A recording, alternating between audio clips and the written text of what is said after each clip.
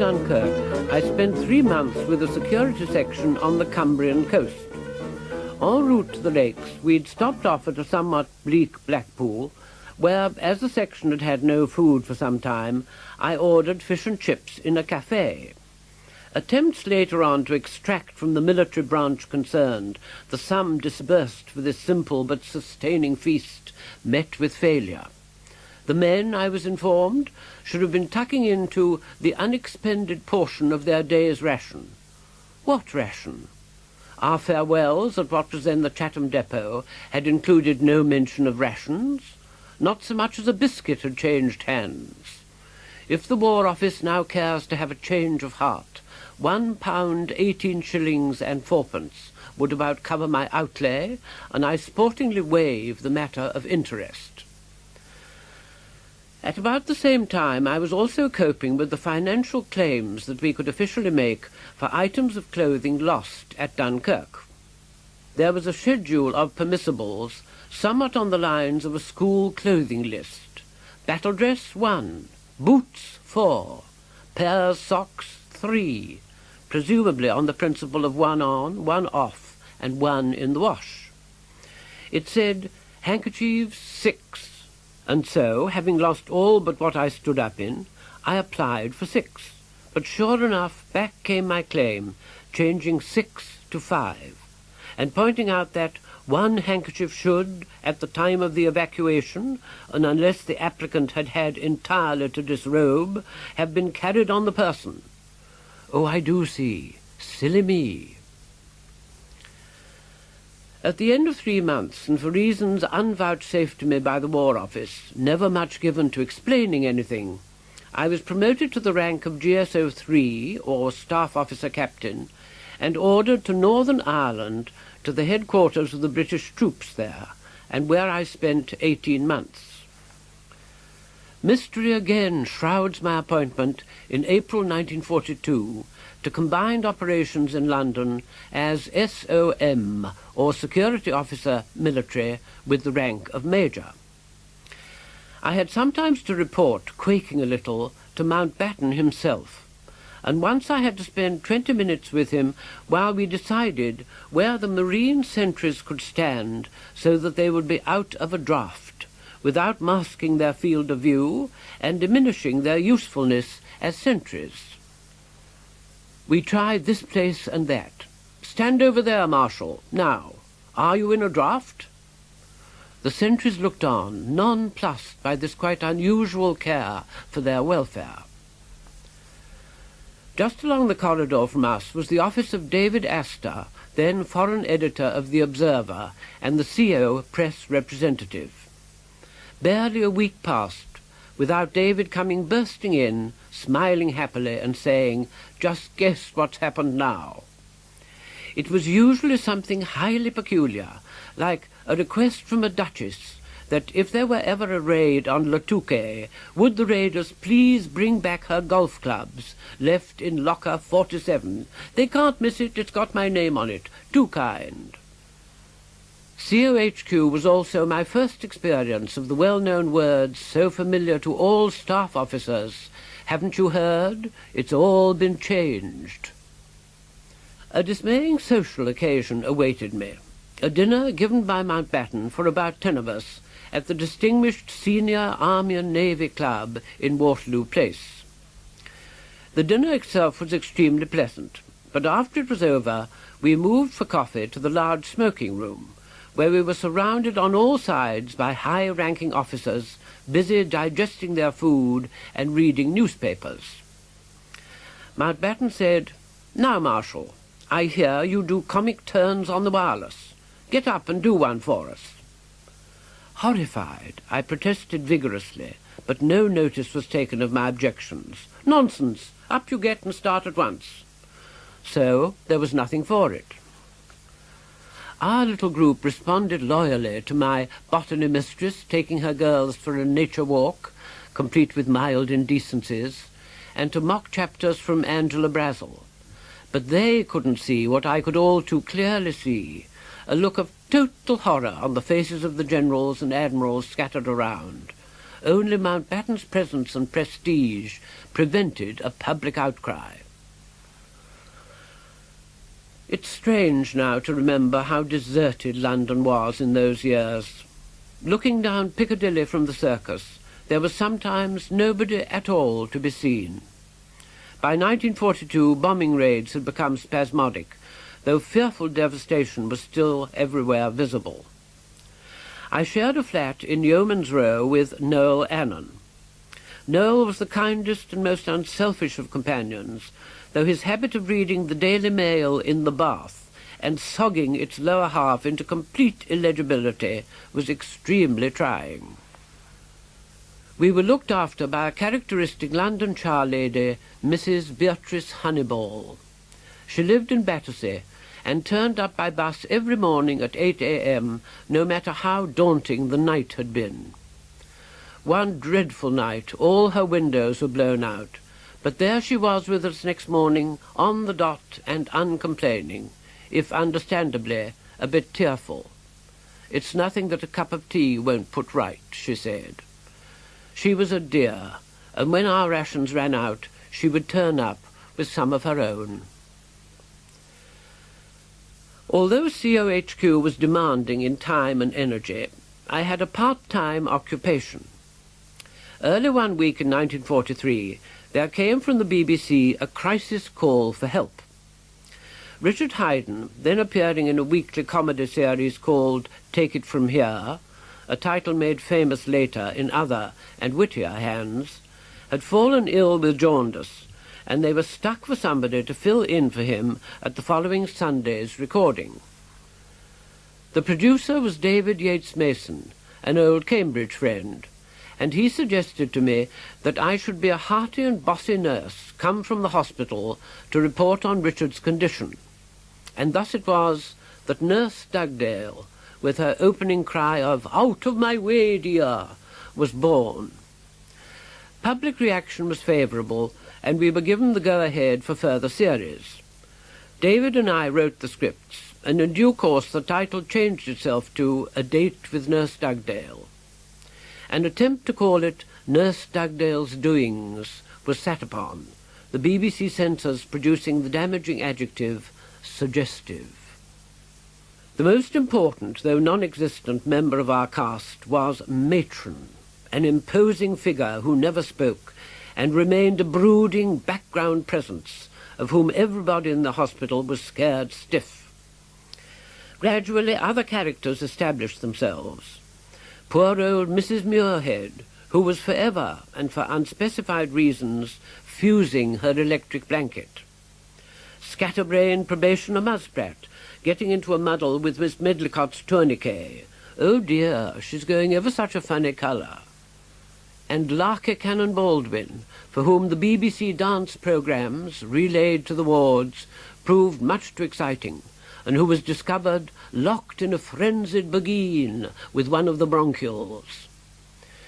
We were perhaps rather too fond of ending each programme with a disaster involving noise. Matron disappearing with a crash through some temporary floorboards in the nurse's restroom, or an emergency in one of the endowed beds, or, during an important meeting of the board, the tea-urn exploding all over Sir Timothy's agenda. I used in my character as Nurse Dugdale sometimes to chide the dithering Sister Parkinson, who was played by Marjorie Westbury, with the words, "You're like the war, dear, you just go on and on." It did indeed do just that. By the end of 1943, however, invasion plans and preparations were going smoothly forward, and a number of us were transferred from COHQ to what became SHAFE HQ in St. James's Square. Soon General Eisenhower arrived to command us. The headquarters steadily increased in size, and before long we all moved to a vast hutted camp in Bushy Park, Twickenham. On June the 6th, 1944, the invasion began, and later the huge SHAFE HQ went lumbering after it. Nearly a year later, I found myself in Flensburg. We were lodged on Hitler's commodious yacht in Flensburg harbour, and it was odd, on one's way to and fro, to pass Yodel or Keitel, summoned for interrogation on board. We ate in the yacht's dining saloon, down one end of which there were some German naval personnel engaged on a course of lectures on submarines and torpedoes, a course which continued because nobody had yet told it to stop. In the centre of the saloon was a bust of Hitler mounted on a pedestal, and one day during lunch a couple of German workmen appeared with a saw. They got to work at once, and with expressionless faces sawed their way through Hitler's throat, the head soon falling with a noisy thud onto the deck. They scooped it up, popped it in a sack, and exited, not to a round of applause, but a stunned silence. I was paired with a distinguished Oxford Don, also by then a lieutenant colonel, and soon we had to summon to the yacht for interrogation those who amounted to our opposite numbers in the German High Command.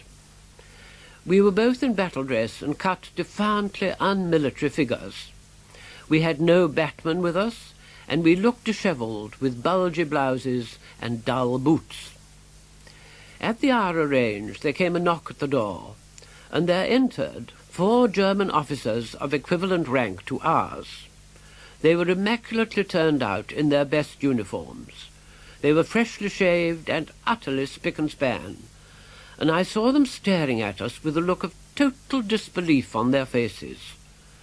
Whatever is this riff-raff, they were thinking? What on earth went wrong? How could we possibly have lost the war? I was as perplexed as they were.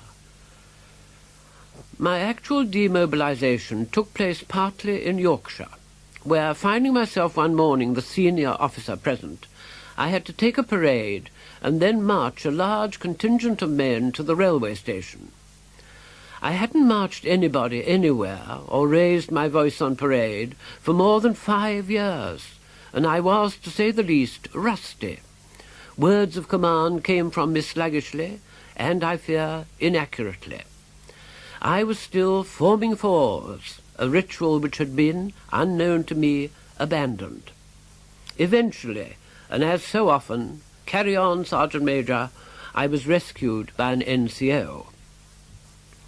The final parting happened in London's Albany Street Barracks, where I was given a mackintosh, a not very wearable suit, shoes, a hat mainly constructed of cardboard, sweet rations, and later on a cheque for £180.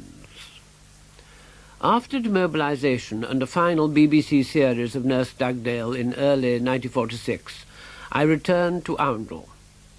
In 1947 I was offered a housemastership, and though feeling in many ways inadequate, I accepted it.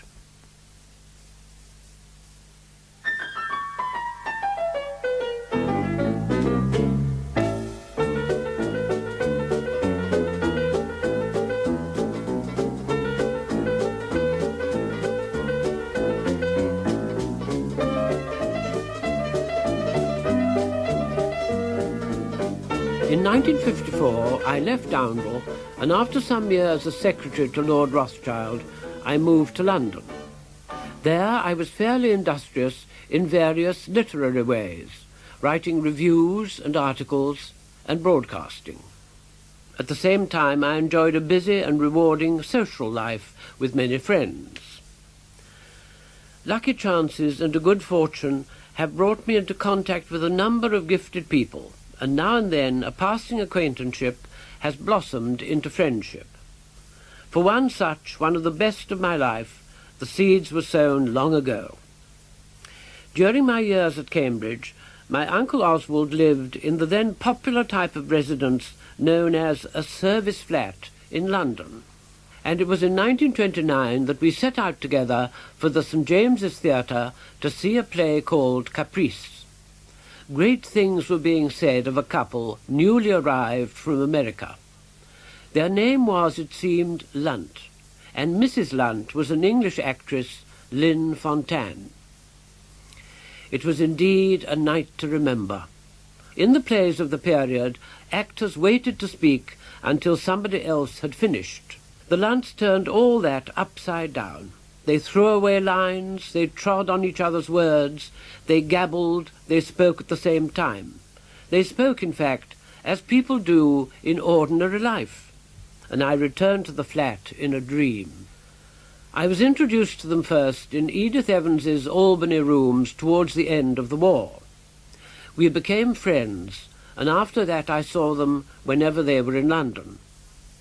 They came twice to stay with me in my home in Devon, and in 1970 I was able to accept a reciprocal visit to them in Wisconsin.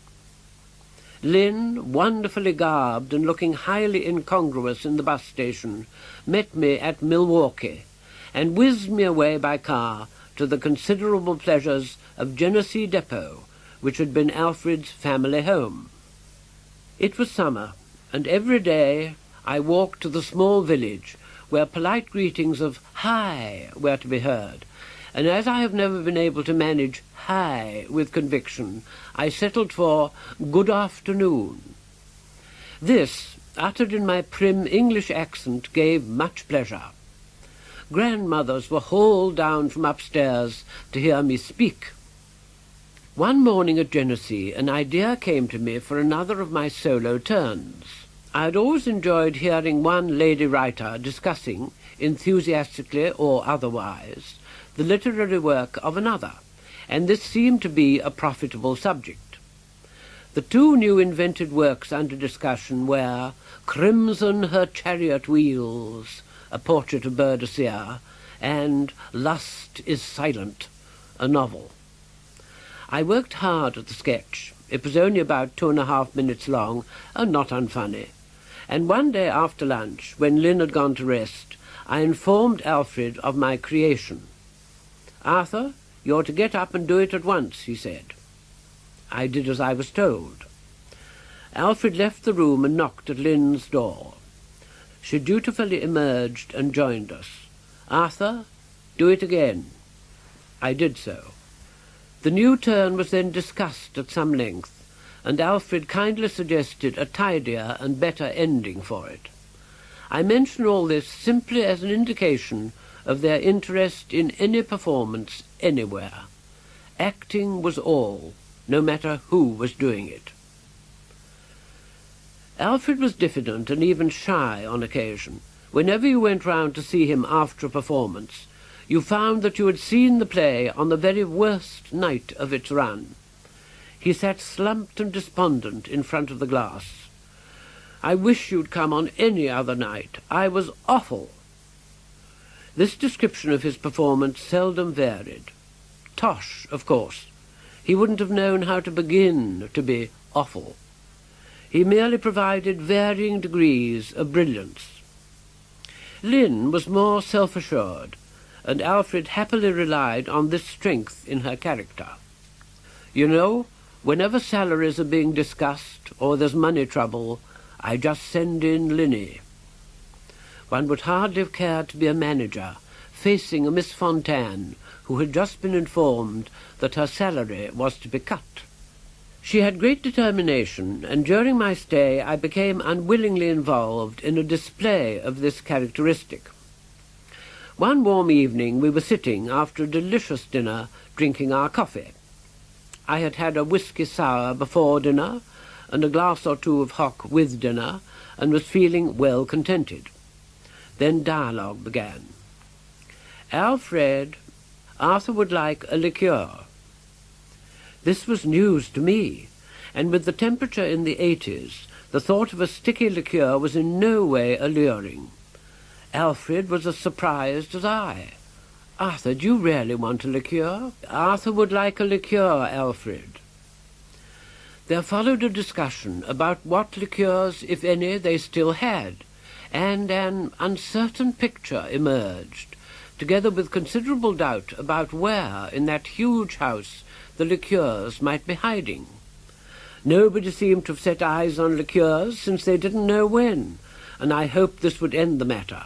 Not at all. "Alfred, give me the keys." "Oh, Linny dear, you really can't go poking about at this time of night. Arthur wants a liqueur. Give me the keys. They were handed over, and, equipped with keys, Lynn and I set forth on our needless expedition. We entered the kitchen regions, unlocking and opening cupboards as we went. We searched larders and pantries and still rooms. We ransacked the cellar. Sometimes keys fitted locks, and sometimes they didn't, and we had to work our way through the bunch before a door creaked open. We then mounted to the dining rooms, of which there were two. More openings, more creaks, more key clanking.